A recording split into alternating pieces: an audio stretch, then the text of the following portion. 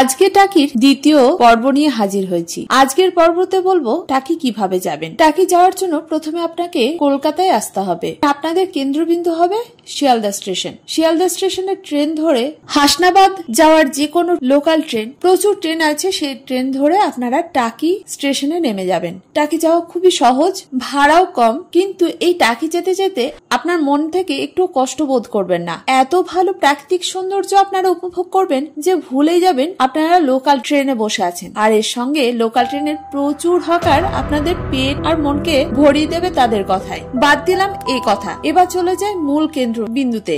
আপনারা যারা মনকে আনন্দ দিতে চান, একটু উপভোগ করতে চান, তারা দুটো রাত্রি থেকে যেতে পারেন। এখানে প্রচুর হোটেলের ব্যবস্থা আছে, এমনকি পৌরসভারও বেশ কিছু ঘর আছে। যার যেরকম সাধ্য সেভাবে আপনারা থেকে যেতে পারেন। এখানে বেশ বিলাসবহুল হোটেলও আছে, আবার খুব সাধারণ মধ্যবিত্ত পরিবারের থাকার জন্য হোটেলের ব্যবস্থা রয়েছে। এবার চলে যাই আজ কি কি দেখবো আমরা। টাকির বেশ কিছু দর্শনীয় স্থান। প্রথমে আমরা টোটো করে যখন বেরিয়েছি, সেখানে আমরা যাওয়ার পথে দেখেছি টাকিতে একটা প্রাচীন ব্রিটিশ আমলের জলের ট্যাঙ্ক আছে। এই জলের ট্যাঙ্ক থেকে যে জল আসতো সেটা বর্তমান দুই দেশের মানুষই ব্যবহার করত।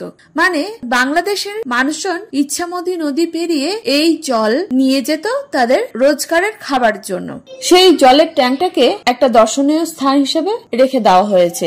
এবার চলে গেছি আমরা প্রাক্তন সেনাপ্রধান শঙ্কর রায়চৌধুরীর বাড়ি, যেটা ছিল জমিদার বাড়ি। সেই বাড়িটাও দেখেছি, তার বাড়ির পিছনে দুর্গা দালান, সেটাও দেখেছি। পাশে আছে আরো একটা বাড়ি, সেই বাড়িটাই হয়েছে গয়নার বাক্স সিনেমার শুটিং। বর্তমানে এখন বৃষ্টি হওয়ার ফলে আমরা ভিতরে আর ঢুকিনি, কিন্তু জায়গাটা ভীষণই সুন্দর। বিশেষ করে আমার মনে হয়েছে আমাদের গ্রামের কথা। এই রাস্তাঘাট গুলো যখন আমি পেরোচ্ছিলাম, বারবার যেন আমি আমার গ্রামটাকে উপভোগ করছিলাম। এছাড়াও আছে মিনি সুন্দরবন। এই মিনি সুন্দরবনে আমাদের আজ একটা ঘটনা ঘটেছে। আমরা যখন গিয়েছি মিনি সুন্দরবনটা, সেখানে মানুষজন খুব কম ছিল। বলতে পারি ওই স্পটে আমরাই প্রথম পৌঁছেছিলাম সেই দিনটায়, যেখানটা থেকে বাংলাদেশটাকে খুব কাছাকাছি দেখা যায়। ওখানটা গিয়ে হঠাৎ করে দেখি তিনটে শেয়াল নিজেদের মধ্যে ঝগড়া করছে, আর সেটাকে আমরা ক্যাপচার করার চেষ্টা করেছি, কিন্তু খুব স্পষ্ট ওঠেনি। আর আপনারাও যদি যান, চেষ্টা করবেন খুব সকাল সকাল বেরিয়ে পড়ার। ভাগ্যে থাকলে নিশ্চয়ই দেখা মিলবে।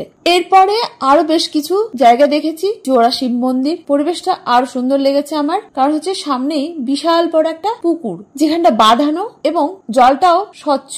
তবে হ্যাঁ, এই টাকিতে এত বেশি ওয়াটার বডি যে টাকির পরিবেশটা একটা অন্য মাধুর্য নিয়ে গেছে। আর এখানে এত ধরনের গাছ যে আপনি বুঝতেই পারবেন না আপনি কোথায় এসেছেন। এটা হতে পারে ছোট্ট শহর, বা শহর তো বলাই যাবে না, একটা গ্রামই বলতে পারেন, কিন্তু এত ভালো লাগবে যে আপনি ধারণাই করতে পারবেন না। তবে হ্যাঁ, আপনাদেরকে একটা কথা বলে রাখি, যদি আপনারা এই গ্রাম থেকে টাটকা সবজি আর মাছ খেতে চান, তবে অবশ্যই একটা ব্যাগ আর একটু সময় নিয়ে যাবেন। যে সকল টোটো দাদাদের সঙ্গে আপনারা ঘুরবেন, বা আমি যার নাম্বার দেব, যে টোটো দাদা আমাদেরকে ঘুরিয়েছিল, তার সঙ্গে যদি আপনারা যোগাযোগ করে নিতে পারেন, সেই দাদা আপনাদেরকে এই গ্রাম্য সবজি আর পুকুরের মাছ, নদীর মাছ আপনাদেরকে ব্যাগে ভরে দেবেই, কথা দিতে পারি। তবে আগে থেকে ওনার সঙ্গে যোগাযোগ করে রাখবেন আপনারা কি নিতে চান। এটা সম্পূর্ণ আমার মতামত। চাইলে আপনারা এমনিও ঘুরে আসতে পারেন, নিয়েই আসতে হবে সেটা বলছি না। আমি এনেছিলাম বেশ কিছু টাটকা সবজি।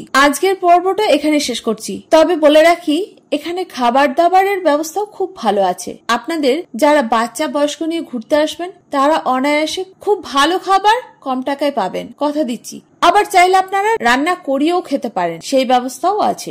আর একটা বলে রাখি, এই টাকিতে দশমীর দিন টাকির রাজবাড়ি ঘাট বলে একটা জায়গা আছে, যেখানটা দিয়ে টাকি গ্রামের যতগুলো দুর্গা ঠাকুর আছে সেই ঘাট দিয়ে বিসর্জন করা হয়। তবে বিসর্জনের দিন আপনি নৌকা করে দুই দেশের বিসর্জন নদীর মাঝখান থেকে দেখতে পারেন। আর এটা যদি করতে চান, তবে আগে থেকেই আপনারা হোটেল বুকিং করে নেবেন, কারণ এই দিনে প্রচুর পরিমাণে মানুষের সমাগম টাকিতে হয়ে থাকে। ফলে টাকির যে সকল হোটেল আছে, তারা নিজেদের সুবিধার্থে একটা প্যাকেজের ব্যবস্থা করে। আপনারা চাইলে প্যাকেজে নিতে পারেন, আবার সেই দিনের বিসর্জন দেখে ঘুরেও আসতে পারেন। আজকের ভিডিওটা এখানে শেষ করলাম। আমার ভিডিও ভালো লাগলে লাইক শেয়ার করতে ভুলবেন না। যারা প্রথম আজকেই আমার ভিডিও দেখছেন, ইউটিউব থেকে দেখে থাকলে চ্যানেলটাকে সাবস্ক্রাইব করবেন, ফেসবুক থেকে দেখে থাকলে পেজটাকে ফলো করতে ভুলবেন না। এটাই আপনাদের কাছে ছোট্ট অনুরোধ। আর যারা প্রথম দিন থেকে আমার সঙ্গে আছেন তাদেরকে অসংখ্য ধন্যবাদ। যাই হোক, আজ এই পর্যন্ত। দেখা হচ্ছে পরবর্তী ভিডিওতে। আপনারা ভালো থাকুন, সুস্থ থাকুন। ধন্যবাদ।